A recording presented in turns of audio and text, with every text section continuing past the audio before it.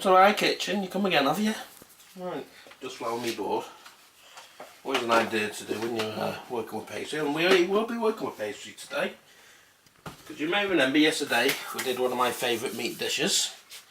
Well, today I'm going to show you a wonderful classic that's ideal alternative if you're a vegetarian. I think it's an ideal alternative because this is another one of my favourite dishes. I remember my mum used to make one of these when I was little. I used to love it. Right, we're going to make cheese and onion pie today. Now for this, you're going to need 6 ounces of shortcuts pastry. You're going to need 2 onions. Well, that's what my wife calls them anyway, onions, or onions as we call them. You're going to need, what else you will need is seasoned flour. I showed you how to make this in yesterday's recipe. Don't worry, this is separate. So this won't have any remnants of meat in it. This has been separately made. As you know, that was just basically a tablespoon of flour, bit of pepper, bit of paprika. Stirred up, makes a lovely seasoned flour. And we'll need some milk. Well, the recipe just has a couple of tablespoons, so we'll need that later.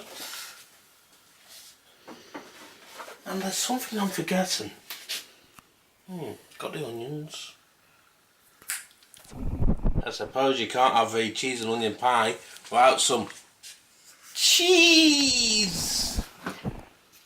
There we have 4 ounces of freshly grated cheese. You ready for the recipe now? Let's go. Right. What you want to do? You get your pastry, yeah? Which, as I said, I've already pre-chilled. Just to make it easier to work with.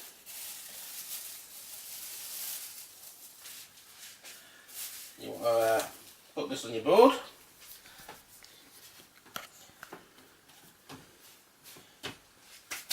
Get your rolling pin, which I used yesterday.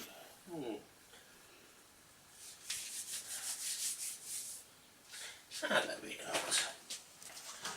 You know, you think I'd know me better. You think I'd know my kitchen better than this, but I'm still learning how to keep putting things. Some would say I'm a little absent-minded. Personally, I'd like to say I'm a large absent-minded.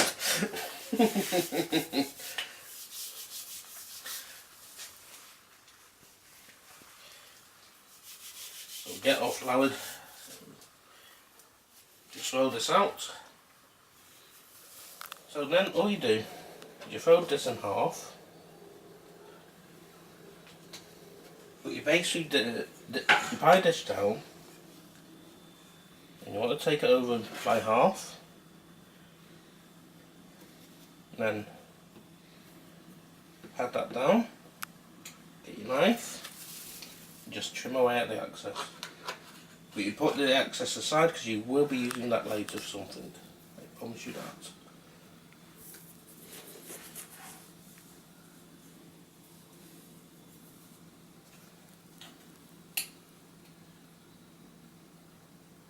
And as I said, with cutting away the excess, you're not really cutting, you're just pushing it away with a knife from the pie dish.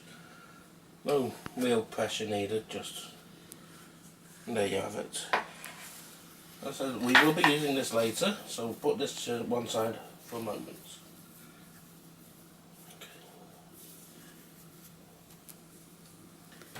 Okay. Right. Now what you want to do is take one of your onions. I hate this bit with a passion.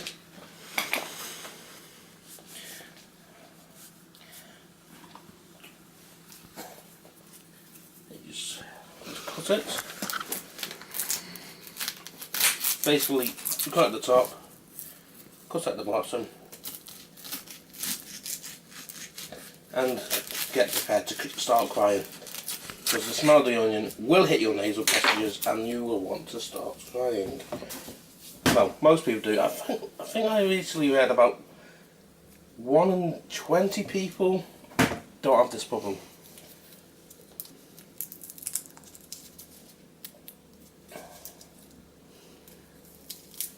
You want to take off the brown skin because that's seriously not a part you want to eat.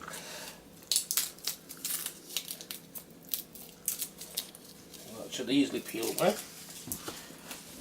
Then what you want to do is just cut the rest of the onion.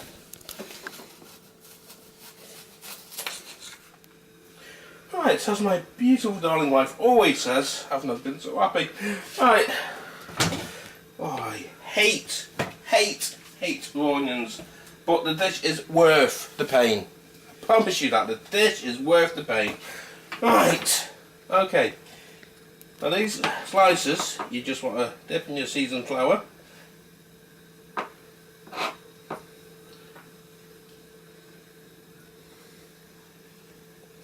And pop it in your dish.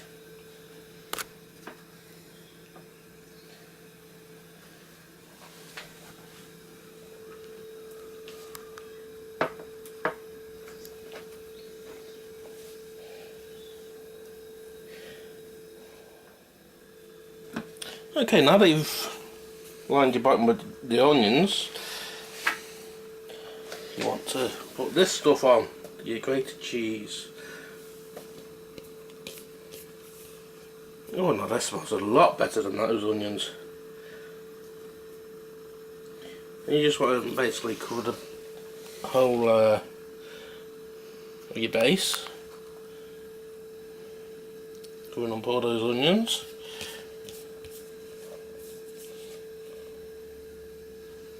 You may find you've produced too much cheese, that's not to worry about.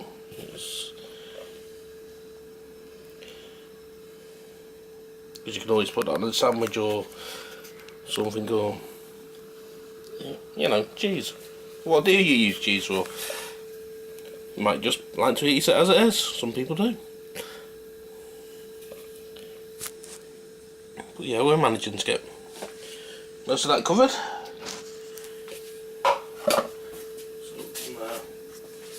Put our dishes away for now. Right. Now you may remember I did say we'll be coming back to this bit, the access. The reason we're going back to the access is because we can now just roll this out. And this bit you don't need to be too fancy with.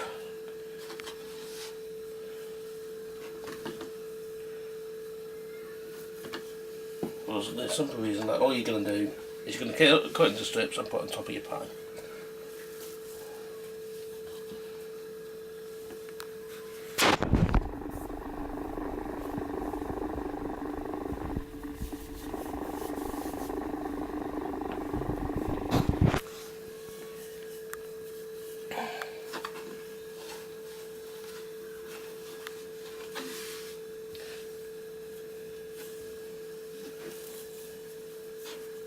That should be more than sufficient. I'd say you just cut into strips.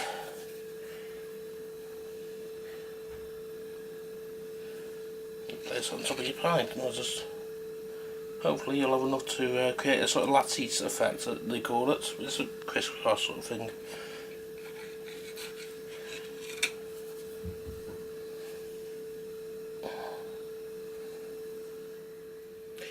Okay, it's not the best lattice work we can ever see in the world, but you get the general idea, okay? I mean, that's what you get in Robbie's Kitchen, you get the novice results, you know. Right, now what you want to do is preheat your oven to gas mark 7. You want to place that on your middle shelf. Oh, steam come off that. For about 40 minutes. So we'll see what that looks like soon.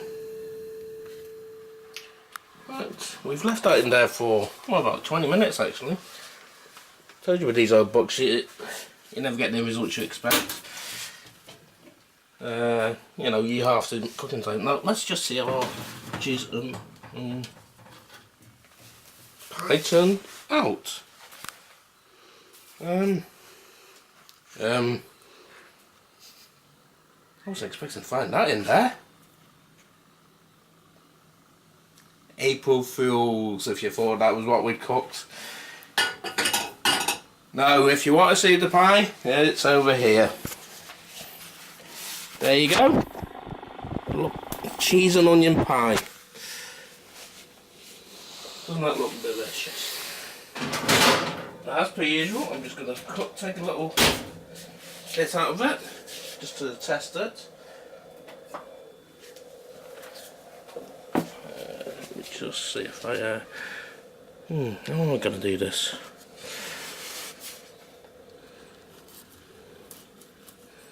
I got a bit of pastry there, so I'll save that for later. Spoon might be needed.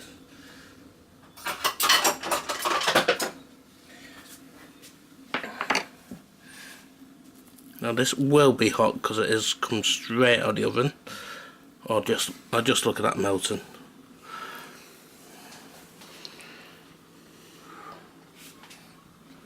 Oh yes. I'll just blow it on that gently.